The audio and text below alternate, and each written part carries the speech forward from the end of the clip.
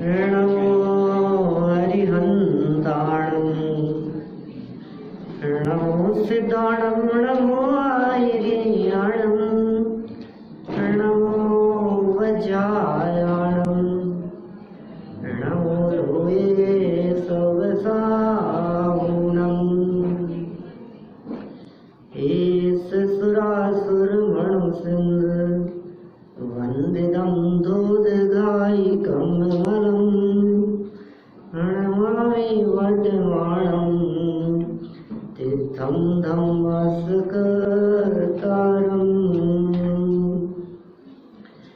सुर असुर इंद्र नरेंद्र वंदित कर्म मल निर्मल करण वृष तीर्थ के करतार श्री वर्धमान जिन शत शत नमन वर्धमान जिन शत शत नमन। भरत क्षेत्र के अंतिम शासन नायक भगवान महावीर स्वामी को भरत क्षेत्र के महान समर्थ आचार्य कुंद स्वामी वंदन करते हुए इस दिव्य ध्वनि के सार स्वरूप प्रवचन सार ग्रंथ को प्रारंभ करते हैं। प्रवचन माने प्रकृष्ट वचन है जिसके, प्र माने प्रकृष्ट और वचन, प्र माने प्रकृष्ट और वचन उत्कृष्ट वचन जिसके हैं। वास्तव में तो प्रवचन शब्द का अर्थ दिव्य ध्वनि ही होता है। प्रवचन माने सच में तो दिव्य ध्वनि ही है। उस दिव्य ध्वनि का सार यहाँ बतलाया और बतलाते हुए ये कहा कि दिव्य ध्वनि में साक्षात अरहंत परमात्मा अरहंत बनने की विधि बताते हैं। अरहंत कैसे बना जाए, अरहंत बनने का मार्ग क्या है, अरहंत बनने की विधि क्या है, किस विधि से अरहंत अवस्था की प्राप्ति होती है। देखा, इस दिशा में सबसे पहले दर्शन मोह का अभाव होता है और दर्शन मोह के अभाव की प्रक्रिया में जब दर्शन मोह का अभाव होता है तो उससे पहले आत्म तत्व का दर्शन माने आत्मा का दर्शन हुआ और दर्शन मोह गया। और जो आत्मा का दर्शन होता है उसके पहले जिनेंद्र दर्शन होता है। कितनी वैल्यू है सोचो आप जिनेंद्र दर्शन की। मैं तो मुंबई के उन लोगों को कहना चाहूँगा जिनको रोजाना दर्शन नसीब नहीं होते। आप कल्पना नहीं कर सकते हो जिनेंद्र देव के दर्शन की कितनी महिमा है। ये जिन दर्शन निज दर्शन में निमित्त बनता है, जिनेंद्र भगवान का दर्शन। मैं कभी कभी ऐसा भी कहता हूँ जिनके जीवन में जिनेंद्र देव के दर्शन करने का अवसर नहीं मिल रहा है, इसका मतलब वे अभागे हैं। बाह्य कितनी भी अनुकूलताएं हो, कितनी भी फैसिलिटी हो, कितनी भी सुविधाएं हो, लेकिन साक्षात जिनेंद्र देव के दर्शन का सौभाग्य जीवन में ना मिले तो वो सौभाग्य भी दुर्भाग्यवत पलता है। ये जिनेंद्र देव तो उस मिरर के समान है जो मिरर देखने पर हमें अपना चेहरा दिखता है। मिरर देखते हैं कि नहीं? दर्पण देखते हैं? दर्पण देखते हैं? नहीं। मैं प्रश्न दोबारा पूछता हूं तो आपका जवाब बदल जाता है। आप दर्पण देखते हैं कि नहीं? तो दर्पण देखते नहीं है, दर्पण देखते हैं, चेहरा देखते हैं। तो चेहरा देखते हैं तो चेहरे की तरफ देखते हैं कि दर्पण की तरफ देखते हैं? कि दर्पण की तरफ देखते हैं तो दर्पण देखने के लिए दर्पण देखते हैं कि चेहरा देखने के लिए दर्पण देखते हैं? चेहरा देखने के लिए दर्पण देखते हैं। चेहरा देखने के लिए जब आप दर्पण देखते हैं तो आप दर्पण देखा कि चेहरा देखा? चेहरा देखा ना। जगत जन भले ही ये कहे कि इन्होंने मिरर देखा, लेकिन सच्चाई यह है हमने अपना चेहरा देखा है। जिस व्यक्ति के चेहरे पर दाग लगा होने पर यह कहा जाए कि जा दर्पण देख के आ, और वो देख के आने के बाद भी चेहरा साफ ना करे, तो हम क्या कहते हैं? मूर्ख है। ऐसे ही यहां कहा कि जा अपना चेहरा देख कर आ, कि कहां देखना है? कि वेदी पे विराजमान है मिरर, वो है प्रतिबिंब, वो है झलकन। जिनेंद्र देव को देखो, और जिनेंद्र देव को देखने पर जिनेंद्र ना दिखे, जैसे मिरर की तरफ दृष्टि होने पर मिरर ना दिखे, ऐसे जिनेंद्र देव की तरफ दृष्टि होने पर जिनेंद्र ना दिखे, तो क्या दिखे? जिन देह देवल में विराजमान जिन नजर आए, उनको देखने पर तो उनको देखा, सच्चा देखा कहा जाता है। फिर तो यहां मिलान करने की बात कही है। उनके बहिरंग स्वरूप को देखो, कैसे दिखते हैं हमारे परमात्मा, कैसे दिखते हैं। अभी छोटे बच्चे होते ना, तो हम कहते चलो भगवान बन जाओ। अब आप लोगों को तो क्या कहें, ठीक है ना, हमारे बड़ों को नहीं कह सकते हम कुछ भी। हाँ, बड़े खुद ही बन जाएं तो अच्छी बात है। भगवान को देखकर, क्यों देखना भगवान को, कैसे देखा जाता है भगवान को, कैसे दर्शन होते हैं भगवान के? जो जैसा होता है उसके दर्शन उसी प्रकार होते हैं, ऐसा नियम है। हमारे भगवान वीतरागी हैं।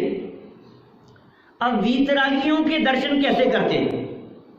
आप दीपक जी की शरण में जाओगे तो राग से कराएंगे, गा गा के राग से। तो वीतरागियों के दर्शन कैसे करना बताओ? वीतराग भाव से करो भाई साहब। वो वीतरागी हैं, वीतरागियों के दर्शन वीतराग भाव से किए जाते हैं। क्या दिखा रहे हैं वो, उनका जीवन क्या दिख रहा है, उनको देखने पर क्या दिखाई दे रहा है आपको? एक बार गहराई से निरखो अंग अंग जिनवर के, तो आपको जिनवर नजर आएंगे, आपको जिन प्रतिमा नजर नहीं आएगी, आपको उनमें भगवान स्वरूप नजर आएगा। हाथ पे हाथ धरे हुए बैठे हुए दिखाई दे रहे हैं, नासाग्र दृष्टि दिखाई दे रही है, शांत मुद्रा दिखाई दे रही है, उनके चरण कुछ कह रहे हैं, उनके हस्त युगल कुछ कह रहे हैं, उनके नेत्र युगल कुछ कह रहे हैं, उनकी अंतर्मुखी वृत्ति कुछ कह रही है। कह तो रही है लेकिन सुनाई दे रहा है क्या? कह रही है, कुछ कह रही है, कुछ कह रही है, सुनाई तो दे नहीं रहा है हमारे को। कहाँ कहाँ कह रही है? बोलते हैं भगवान, बातें भी करते हैं, कभी कभी करते हैं जब मूड में होते, कर लेते हैं कभी कभी। अकेले में जब जाते हैं ना कभी, और शांत मुद्रा को देखें तो मूड में होते हैं तो बोल लेते हैं। कभी कभी एक दिन बोले मेरे से, आपके ऊपर वाले शांतिनाथ भगवान, कोई नहीं था, मैं अकेला था शैलेश भाई, और दर्शन करने के लिए खड़ा हुआ वहां, और अचानक कुछ आवाज आई मेरे कान में कि क्यों रोज रोज मुझे तंग करते हो? कौन बोल रहा है? इधर उधर देखता हूं तो कोई नहीं दिखाई दे रहा है, आवाज जरूर आ रही है, क्यों रोज रोज मुझे तंग करते हो? समझ में नहीं आया। सामने भगवान की तरफ देखा तो कुछ लगा शायद आवाज इधर से तो नहीं आ रही है। क्या बोले बाबू भाई, क्यों रोज रोज मुझे तंग करते हो? कहते तो रोज हो लेकिन कभी नहीं सुधरते हो।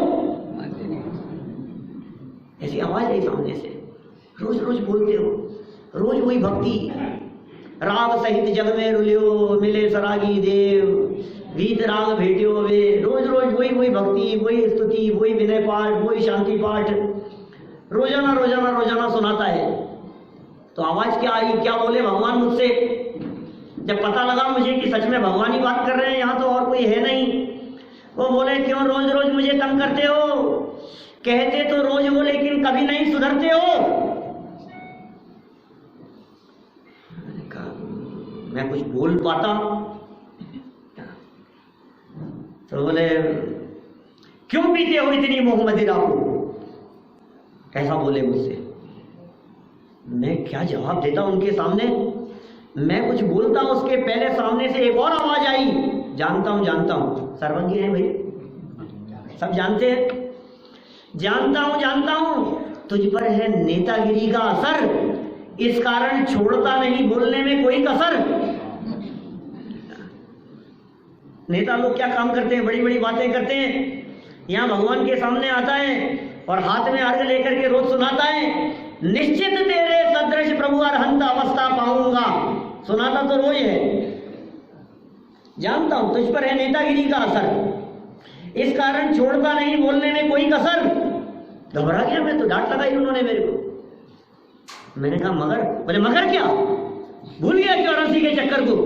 कहा नहीं भगवान, कहाँ भूल गया? ये 84 के चक्कर को याद रखता हूं, इसलिए तो आपकी शरण में आता हूं। ये 84 के चक्कर नहीं खाने हैं, इसलिए तो आपके चरणों की शरण में आया हूं। तो भगवान क्या बोले? बोले मेरे पास चक्कर लगाने से काम नहीं चलेगा, एक प्रतिज्ञा देता हूं, उसे याद करना पड़ेगा। मैंने कहा बोलो प्रभु क्या कहना है? बोले जो निगोद में, सबको याद है, आपसे भी कही थी क्या भगवान ने? जो निगोद में सोई तुझ में और सोई मोक्ष मझार। याद रखना इसको कि क्या होगा प्रभु इससे, कि जो निगोद में सोई तुझ में, मुझ में नहीं। वो तो मेरे को समझा रहे थे ना। जो निगोद में सोई तुझ में सोई मोक्ष मझार, जिससे कि तुझे न आना पड़े पुनः मेरे पास। ये जो रोज रोज का चक्कर है ये शोभा नहीं देता। कब तक चक्कर लगाते रहोगे? ये चक्कर मिटना चाहिए अब तो। ये कैसे मिटेगा ये चक्कर? इस चक्कर को कैसे मिटाएं? इस चक्कर को मिटाने का कोई उपाय हो तो बतलाओ। कि एक उपाय है कि साहब आपने कह तो दिया कि जो निगोद में और सोई मोक्ष और सोई मुझ में। भरोसा नहीं हो रहा मेरे को। कहाँ आप परमात्मा और कहाँ मैं पामर? कहाँ आप सर्वज्ञ और कहाँ मैं अल्पज्ञ? कहाँ आप वीतरागी और कहाँ मैं रागी? कहाँ आप परमात्मा और मैं संसारी? ये मुझे समझ में नहीं आ रहा। आप एक समान कैसे कहते हो? बोले दृष्टि बदल के देख, ऊपर के कपड़ों से मत देख, चश्मा उतार के देख। चश्मा लगा के कि उतार के? उतार के तो दिखेगा नहीं बाबा कुछ भी। चश्मा बदल के देख, दृष्टि बदल के देख, निगाह बदल। एक बार देखने का नजरिया बदल। ऊपर ऊपर से मत देख, ऊपर के कपड़ों को मत देख, ऊपर की स्थिति को मत देख। थोड़ा अंदर से देखने का प्रयास कर। थोड़ा अंदर से देखते हैं तो जैसे अरहंत हैं वैसे अपना स्वरूप नजर आता है। सिद्धों से मिलान नहीं किया भाई साहब, इसलिए नहीं किया कि सिद्धों से हमारा कहीं मेल नहीं खाता। द्रव्य दृष्टि से तो मेल खाता है, अरहंतों से पर्याय में भी मेल खाता है।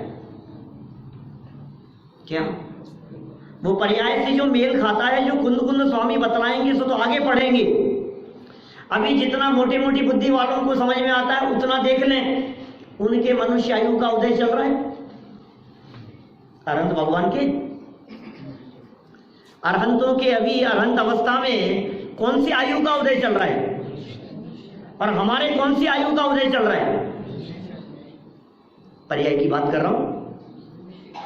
जो उदय चल रहा है ये पर्याय की बात कर रहा हूं, द्रव्य की बात तो नहीं है। उनके मनुष्य आयु का उदय अभी जो कुंद कुंद स्वामी बतलाएंगे महाराज, वो तो बाद में पढ़ूंगा मैं। वो तो बारीक बात है, वो मिलान भी करेंगे, वहां तक तो पहुंचेंगे अभी अपन। अभी तो अपने को जो समझ में आता है मोटा मोटा।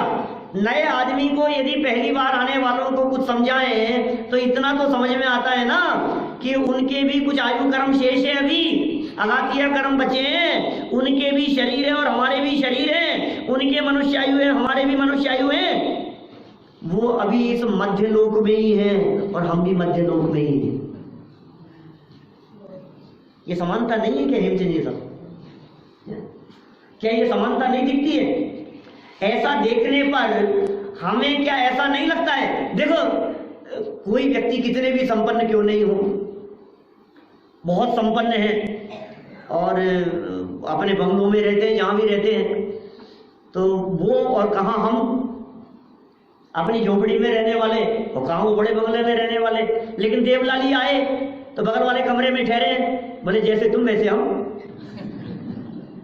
अभी तो एक जैसा दिखाई दे रहा है ना, रूम नंबर 5 में तुम रुके हो तो 4 में हम रुके, एक जैसे क्या फर्क पड़ गया कि नहीं तुम जानते नहीं हो मैं कौन हूं, कि होंगे मुंबई में, अभी देवलाली में है ना।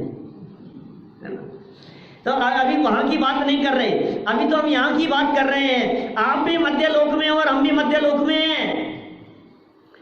आपके भी अभी संसार दशाएं, मुक्त नहीं हुए हो और हम भी यहीं पर विराजमान हैं। आपको भी अभी पूर्णता की प्राप्ति नहीं हुई है और हम भी अपूर्ण हैं।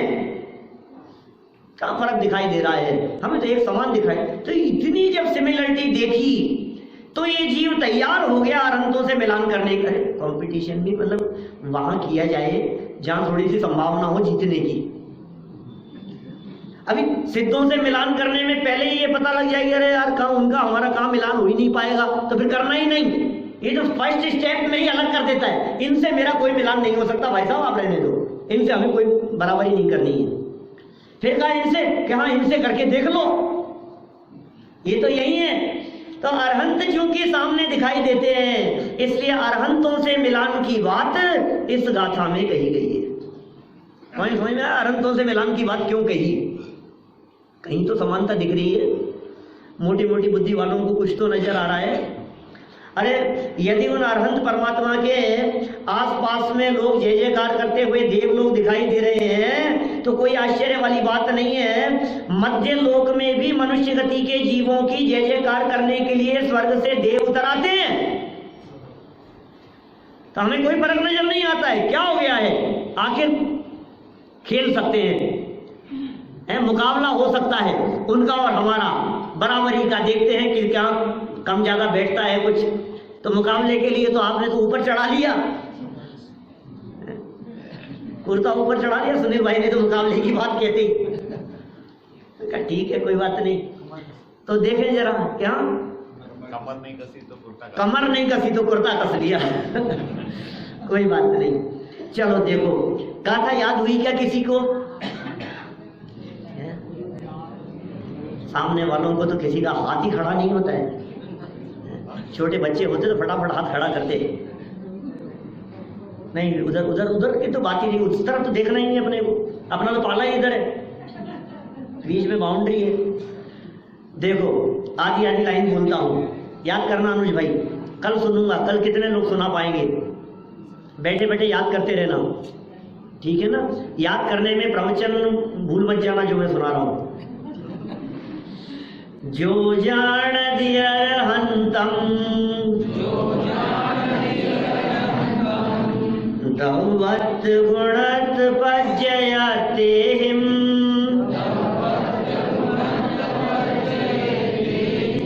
कठिन तो नहीं है। जो जान दिया हंतम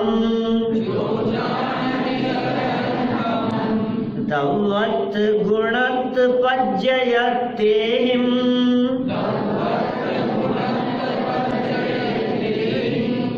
सो जान दिया पाणम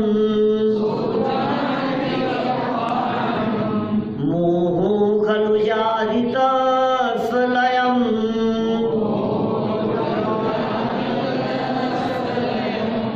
जो जान दी, जो जानता है। यार बस आपके मोक्ष मंडल में यही तो एक प्रॉब्लम है ना, कुछ करने की नहीं, कहते बस जानो जानो। तो आप जब जब जब बोलते बोलते हो, बस करना कुछ नहीं। अकेले जानने से क्या होगा नितिन भाई? जानने से काम हो जाएगा?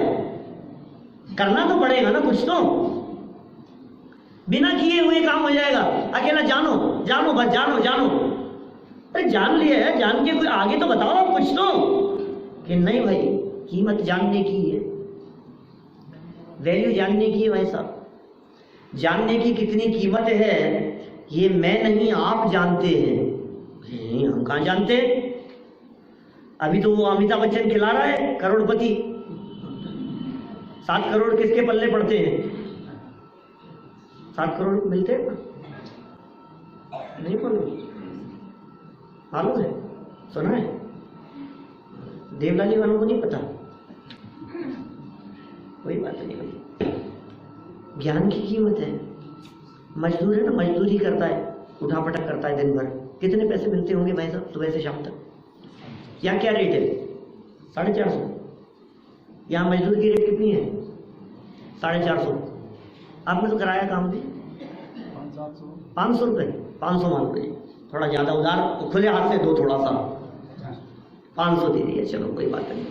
अच्छा, घर में यदि काम चल रहा हो और कारीगर काम कर रहे हो, दिन भर की मजदूरी 500 रुपया उसको देते हैं, उसके ऊपर रखते हैं अपन एक ठेकेदार, कॉन्ट्रैक्टर। उस कॉन्ट्रैक्टर को कितना पैसा मिलता होगा? कितना मिलता होगा? उससे कम कि ज़्यादा? ज़्यादा मिलता है। कितने पत्थर फोड़ता है? क्या बात कर रहे हो? कुछ नहीं फोड़ता है। रजनी भाई कितना काम करता है वो? अच्छा, करता क्या है वो यार? करेगा क्या ये बताओ? पैसे तो लेगा, कोई बात नहीं, पैसे दे देंगे, लेकिन करेगा क्या है? देखेगा? कुछ नहीं करेगा। माने वो जो पत्थर पड़े हैं बाहर, उनको उठा करके अंदर नहीं लाएगा, कुछ ईंटें जोड़ेगा नहीं, कुछ काम नहीं करेगा, फिर भी पैसे ज्यादा लेगा। वो जैन कॉन्ट्रैक्टर है। अच्छा चलो कोई बात नहीं, फिर भी वो कुछ भी, कभी मान लो कारीगर नहीं आए, कभी कुछ नहीं हो तो थोड़ा बहुत वो हेल्प भी करा दे, मान लो थोड़ा बहुत पकड़ा दे, खड़ा ठीक है, कोई बात नहीं, चल मैं थोड़ा सा कुछ थोड़ा बहुत, लेकिन काम करता नहीं है। वो काम करना उसकी जिम्मेदारी में नहीं है। वो एक कॉन्ट्रैक्टर है। फिर एक और सज्जन है उसके ऊपर, है इंजीनियर साहब। वो दिन भर खड़े नहीं रहते, कम से कम ये दिन भर खड़ा तो रहता है। वो जो है ना इसके ऊपर वाला, वो दिन भर में एक आध चक्कर लगाता है, कभी कभी तो 2-2 4-4 दिन तक नहीं आता है, और आकर के एक बार चक्कर लगा करके देख करके चले जाता है। क्या करता क्या है वो? पैसे कितने लेता है? यहां कोई इंजीनियर है क्या? है 3-4, अभी थोड़ी ना बोलेंगे।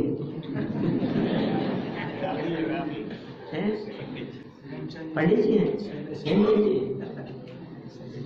मैं तो इसकी बात करता हूँ, सिविल इंजीनियर की बात करता हूँ। देखो आप, रजनी भाई खुद बैठे हैं यहाँ पे। और फिर उनके ऊपर भी एक और ऐसा बैठता है, क्या वो साइड पे ही नहीं आता,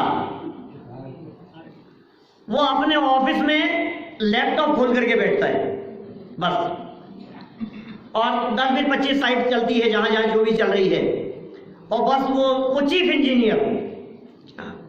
वो कितना पैसा कमाता होगा भाई साहब? 500 रुपया तो रोज कमाता होगा। क्या बात कर रहे हो?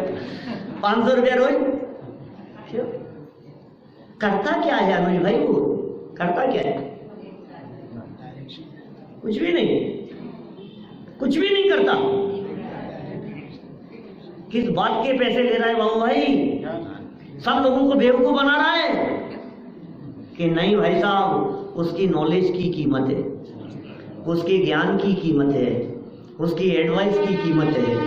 क्या कुछ नहीं कर रहा? देखो, जो व्यक्ति जितना काम करता है, जो करता है, वो नौकर है, वो चपरासी है, और जिसको नहीं करना है वो मालिक है।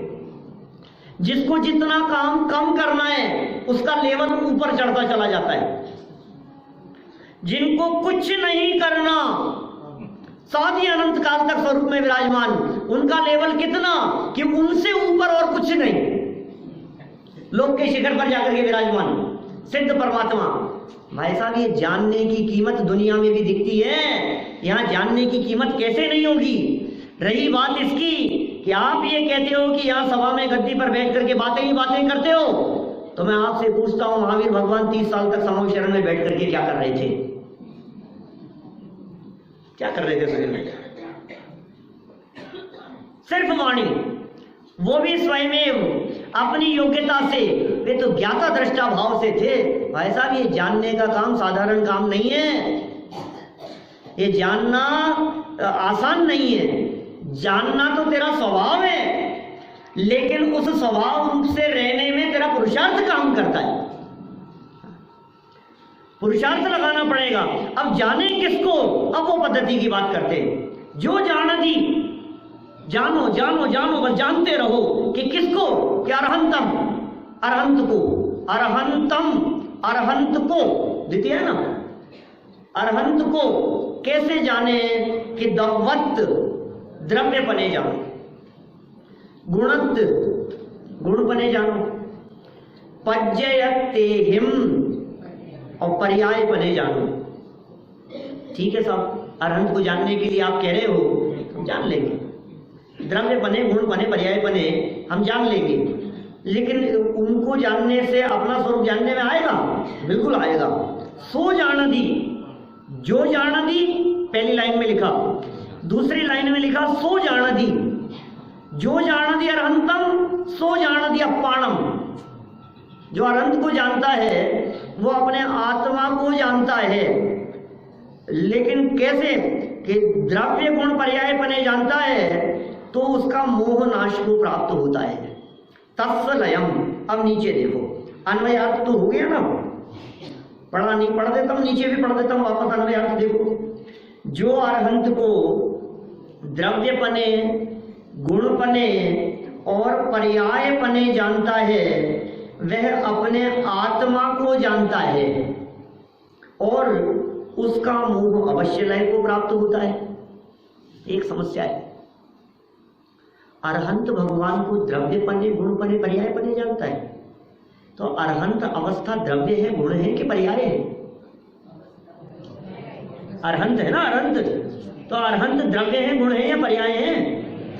अरहंत तो पर्याय है।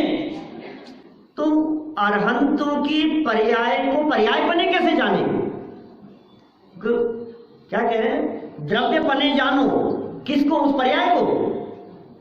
अरहंत को द्रव्य पने जानना है ना, अरहंत को द्रव्य पने जानना है, तो अरहंत तो पर्याय है। अब उस पर्याय को द्रव्य पने कैसे जाने, उस पर्याय को गुण पने कैसे जाने? पर्याय तो पर्याय रूप से दिखेगी, ठीक है, इतनी तो समझ में आती है बात, कि नहीं भाई, यहां जो आचार्य देव बात कर रहे हैं ये उस अरहंत पर्याय में द्रव्य और गुण सहित उसको अभेद करके बात कर रहे हैं, उसको मिला करके हमें देखना है। तो ये कहते हैं यहां पर आचार्य अमृतचंद्र स्वामी टीका में कि जो वास्तव में अरहंत को, अभी वास्तव में और कह दिया, इसका मतलब वास्तव में नहीं जानते हम लोग। जो वास्तव में अरहंत को द्रव्य रूप से, गुण रूप से और पर्याय रूप से जानता है, वह वास्तव में अपने आत्मा को जानता है, क्योंकि दोनों में व्यवहार से अंतर नहीं है। निश्चय से लिखा है क्या? निश्चय आप लोगों को दिख रहा है, इसका मतलब मैं बेईमानी नहीं कर सकता।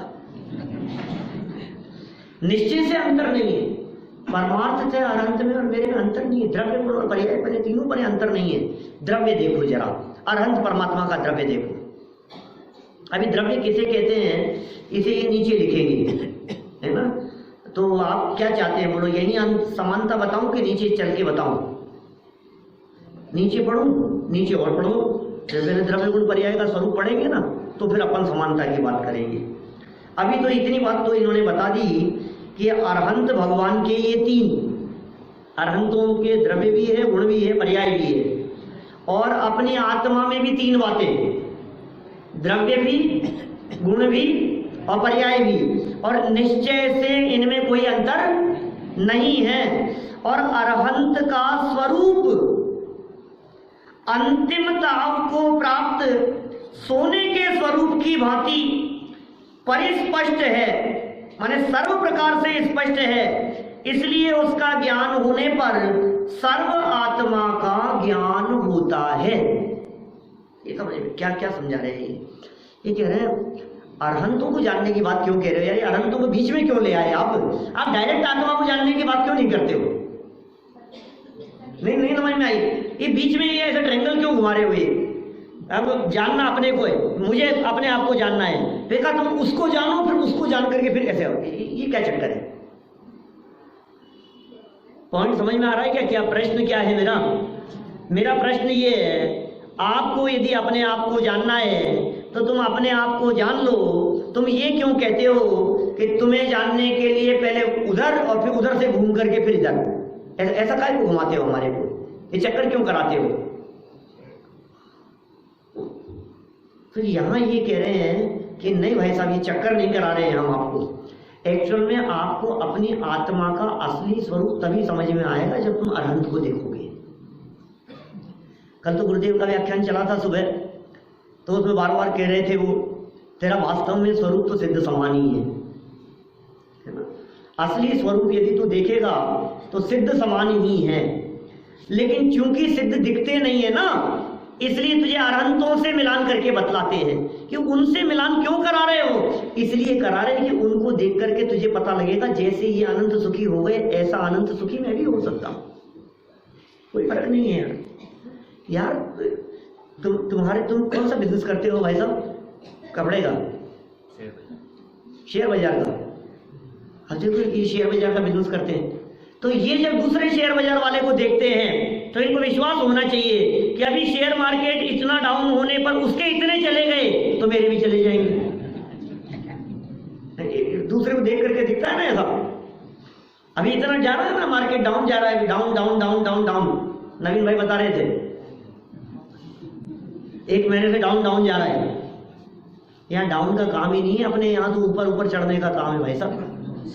अपने यहाँ तो ये कह रहे हैं तुम इतने डाउन में बैठे हो कि इससे नीचे डाउन जाता ही नहीं है। अपन खड़े हैं पहले गुणस्थान में, बोले सुन यदि तू समझेगा नहीं तो नीचे चला जाएगा। कि नीचे कहाँ जाऊंगा?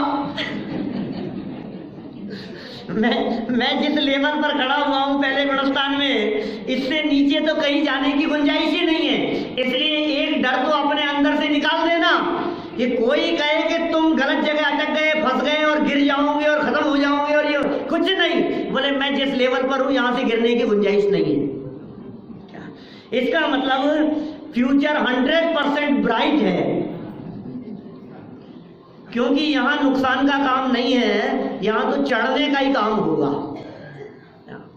और कितना चढ़ पाएंगे? तो ये कह रहे हैं आप इतना चढ़ोगे, इतना चढ़ोगे, इतना चढ़ोगे कि जिसके ऊपर चढ़ने की गुंजाइश ही नहीं होगी, उस लेवल तक आप पहुंच जाओगे, सिद्धालय पर जाकर के विराजमान हो जाओगे।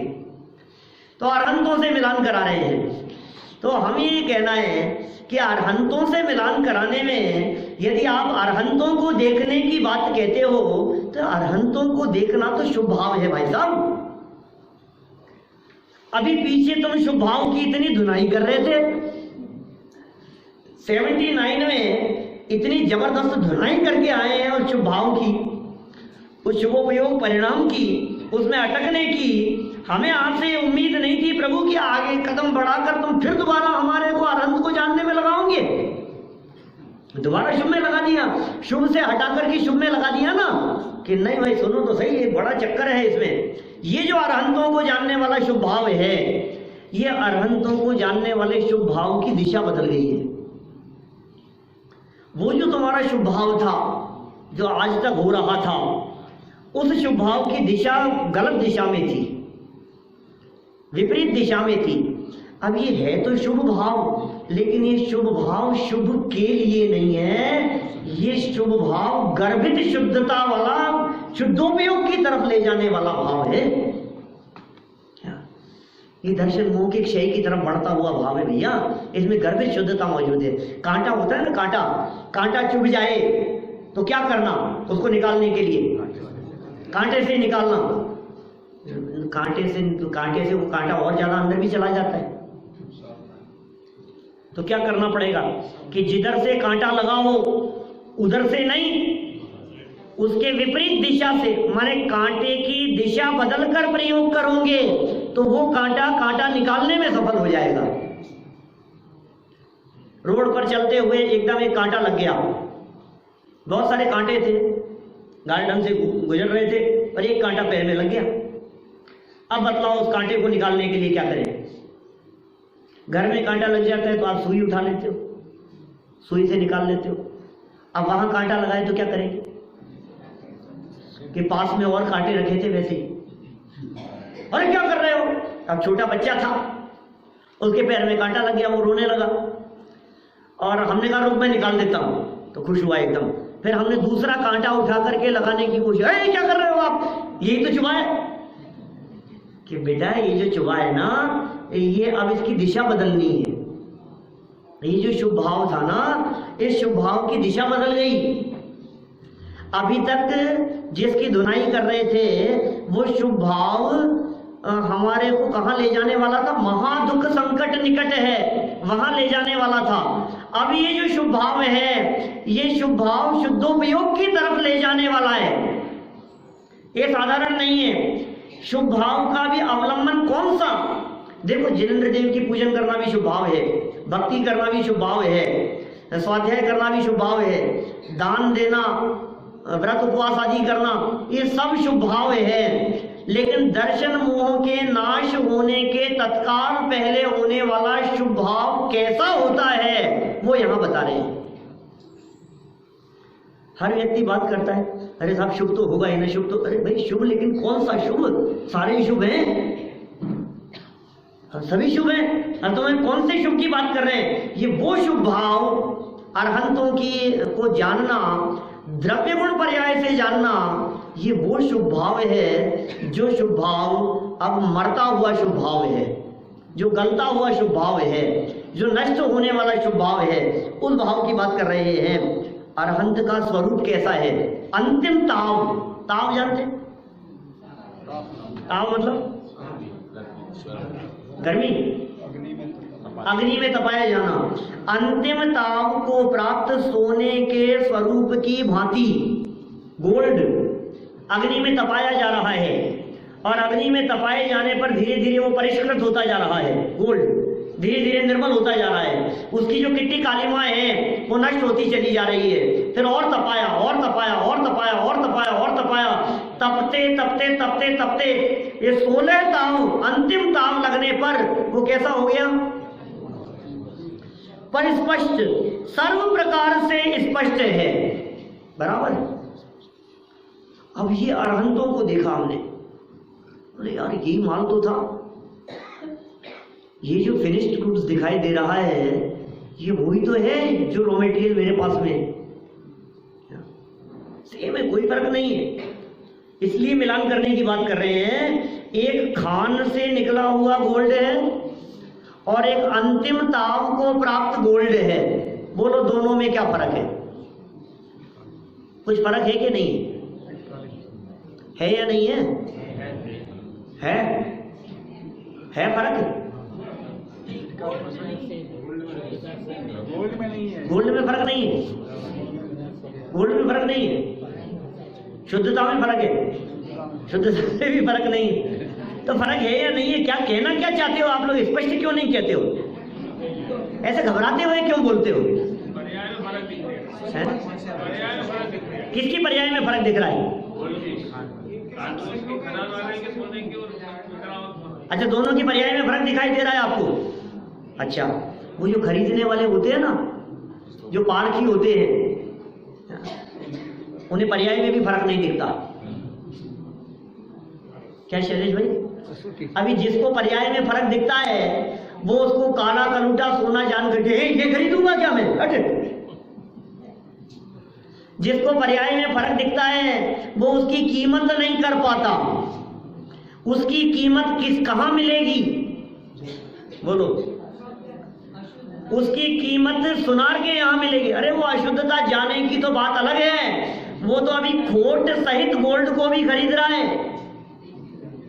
जिस गोल्ड में खोट है उसे वो खरीदता है कि नहीं खरीदता है, सुनार, तो कैसे खरीदता है,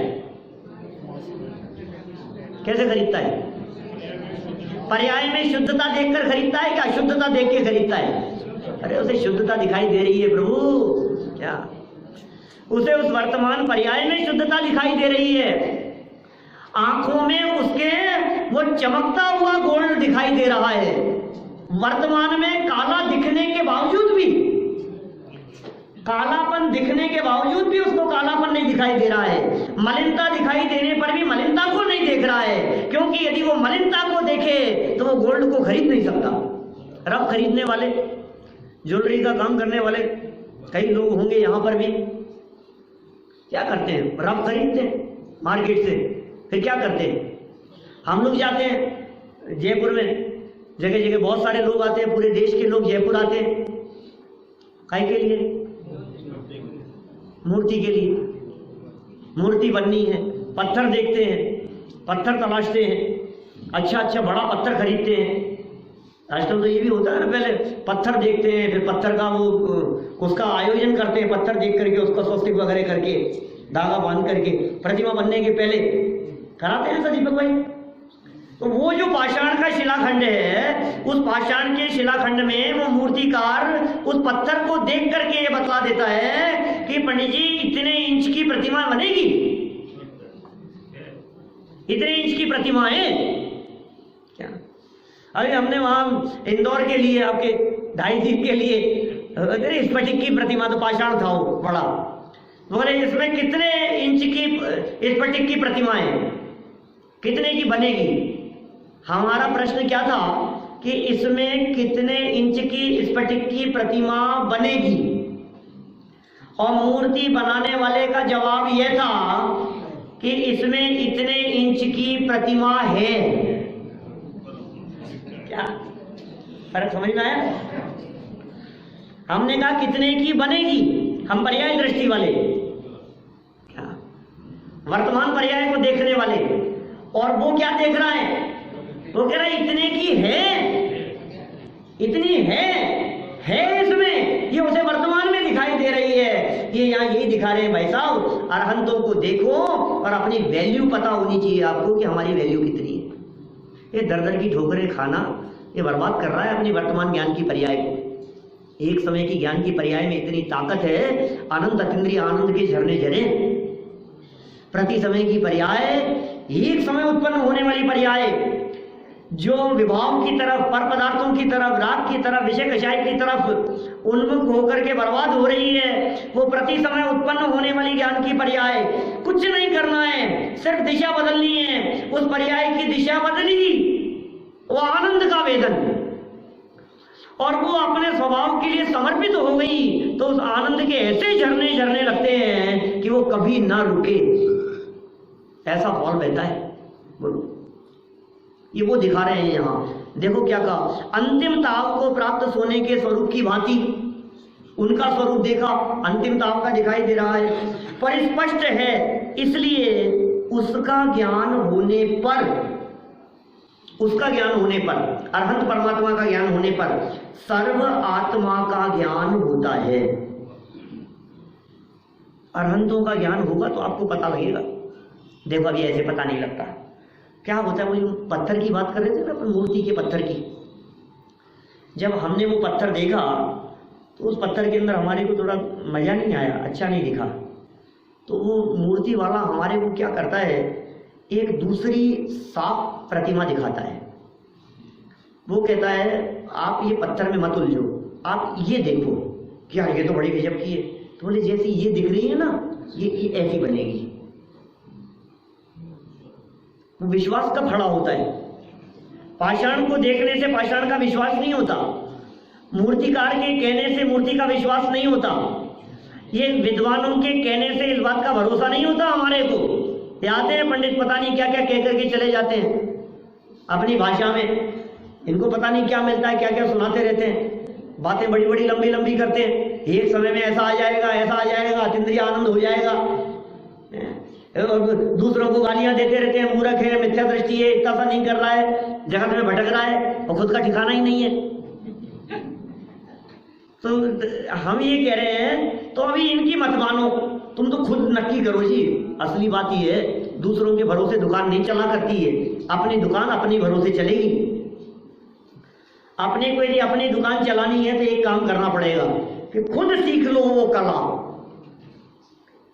कैसे सीखें कि तुम किसी से मत पूछो, तुम एक बार अरहंत परमात्मा को देखो। तुम देखो तुम्हारे यहां बैठा हुआ जो तत्व है वो अरहंत परमात्मा जैसा तत्व है, अन्यून मनतिरिक्तम, किंचित भी कम नहीं और किंचित भी ज्यादा नहीं। ऐसा पावरफुल तत्व है जो इस देह देवालय में विराजमान है। ये कमजोर समझ रहा है, इसको अभी थोड़ी सी बात करो ना कुछ भी, तो यहाँ से उठने के बाद में दिखता है यहाँ देवलाली में क्या रेट चल रही है आजकल, जमीनों की क्या रेट चल रही है, फ्लैट मिलता है क्या, किसी का खाली है क्या। अरे तेरी जगह खाली है ऊपर, सिद्धालय में तेरे पास में जगह खाली है, खाली है वहां तो कि नहीं, बिल्कुल खाली होगी तो मन नहीं लगेगा, जंगल में थोड़ी जाना है। अरे पूरी तरह से भरा हुआ है, पूरी बस्ती है वहां सिद्धों की। तुझे खाली पसंद है कि भरा हुआ पसंद है, बता। तो तेरी पसंद बता, तुझे कैसा पसंद है। यदि तुझे अच्छी बसावट पसंद हो तो हम कह रहे हैं 45 लाख योजन की सिद्धालय में 1 इंच जगह भी खाली नहीं है, इतनी बसावट है। यदि तुझे बसावट पसंद है तो ऐसी जगह पर तेरी जगह है, बोल। अब यदि तू ये कहता है कि नहीं मुझे तो खाली पसंद है, ज्यादा भीड़ भाड़ पसंद नहीं है, तो सुन, 45 लाख योजन के एरिया में तुझे जहां जाके विराजमान होना हो सब जगह तेरे लिए खाली पड़ी है। बोल तुझे कहां जाना है, भरोसा तो कर। ये अरहंत परमात्मा के स्वरूप को देख, बिल्कुल वैसा का वैसा, निश्चित तेरे सदृश। जो कही ना बात, अरहंत अवस्था पाऊंगा मैं। देखो, एक प्रोसेस किया हुआ है और एक में प्रोसेस चल रही है, इतना सा फर्क है बस। ये प्रोसेसिंग हो रही है और वो प्रोसेस होकर के तैयार हो गए हैं। जो तैयार हो गए हैं उन्हें देख करके अनुमान लगाया जा सकता है। ये जितने लोग यहाँ बैठे हुए हैं देवलाली में, यहाँ अपने स्वाध्याय हॉल में, ये सब के सब अभी ये अरहंत बनने की प्रोसेस इनकी शुरू होने वाली है, हुई नहीं है क्या। इनमें से उनकी प्रोसेस शुरू होगी जो वास्तव में अरहंत के स्वरूप की श्रद्धा करेंगे, उनको द्रव्य गुण पर्याय से जानेंगे और उन्हें द्रव्य गुण पर्याय से जानकर अपनी आत्मा को जानने का प्रयास करेंगे। फिर उसके बाद में साइन होंगे आपके, फिर उसके बाद में आपको प्रोसेस में डाल दिया जाएगा दर्शन मोह के नाश के लिए। क्योंकि भाई साहब देखो, डॉक्टर भी क्या करता है, ये सुनार होते हैं, डॉक्टर होते हैं, ये लोग सब काम करने के पहले भाई साहब कुछ ऊंच नीच हो जाए, एक लैपटॉप दिखाना हो ना जाकर के उसको, और कहे इसके अंदर एक पार्ट बदलना है, एक दिन के लिए छोड़ना पड़ेगा, तो आपसे पहले लिखवाता है, साइन कराता है। इसमें कोई चीज चले जाने पर, आपका कोई डेटा उड़ जाने पर हमारी कोई गारंटी नहीं होगी। फिर कहीं क्लेम कर दो तुम, तो तुम्हारे को भी पहले यहाँ कहते हैं कि सुन भैया, तेरा दर्शन मोह चला जाएगा, तेरा अनंतानुबंधी चला जाएगा, पता नहीं कौन कौन से फीचर्स अंदर कम हो जाएंगे। ये जो दिखते हैं ना वायरस, क्या ये जो वायरस थोड़े थोड़े जब कम होंगे तो तू कहीं ऐसा क्लेम नहीं कर दे उल्टा हमारे ऊपर, यार ये क्या किया, मेरे को तो अनंतानुबंधी बहुत पसंद था, मेरे को तो अनंतानुबंधी वापस दिलाओ। तो पहले पक्का निर्णय होता है, यहाँ पहले भरोसा होता है उस श्रद्धा के ऊपर, उस श्रद्धा की जमीन पर ज्ञान के माध्यम से, श्रद्धा की भूमि और ज्ञान का बीज, श्रद्धा की जमीन में ज्ञान का बीज डालते हैं तो चारित्र का फल लगता है। और वो जो चारित्र का फल लगता है, वो चारित्र का फल फलित होने के बाद अरहंतों जैसा सुगंधित दिखाई देता है।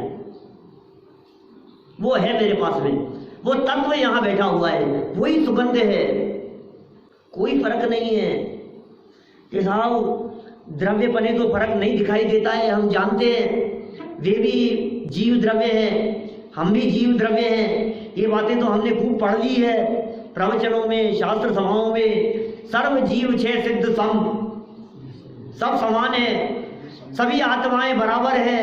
ये तो हमने बालबोध पाठमाला में पढ़ ली थी बात, कोई छोटा बड़ा नहीं है, भगवान कोई अलग नहीं होते, ये सब बातें हमने पढ़ ली है।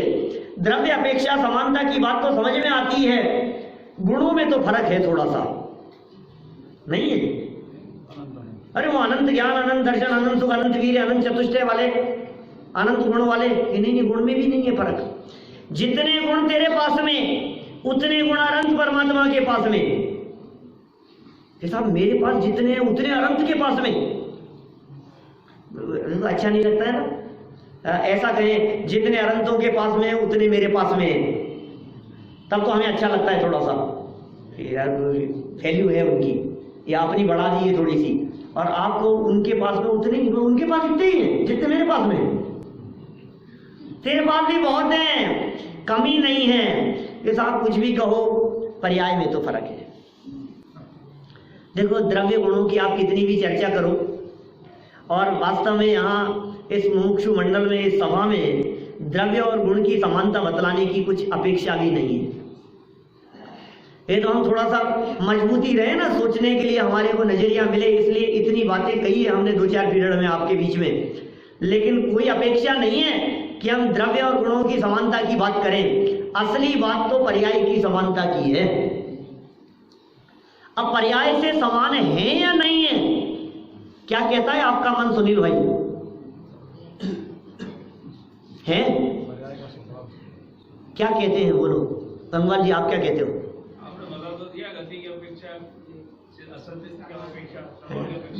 तो समझ में आ गया? तो कल का पीरियड किसी और को दे देते हैं, एक और। नहीं आया? सुनो सुनो सुनो भाई, बड़ा चक्कर है इसमें। आप यदि ये कहते हो कि पर्याय की अपेक्षा समानता है, तो मैं कहता हूं यहां क्यों बैठे हो? और आप यदि ये कहते हो कि पर्याय की अपेक्षा समानता नहीं है, तो फिर मैं कहूंगा इसीलिए आप यहां बैठे हो। नहीं समझ में सब समझ में आई क्या बात है? वापस बोल करके खत्म करता हूं। हेमचंद साहब, क्या कहा मैंने? यदि आप ये कहते हो कि पर्याय अपेक्षा हम और अरहंत दोनों समान हैं, तो मेरा ये कहना है फिर आप यहाँ क्यों बैठे हो? समान हो तो आप वेदी पे विराजमान होते, सिद्धालय में विराजमान होते, 5000 धनुष ऊपर विराजमान होते, यदि समान हो तो।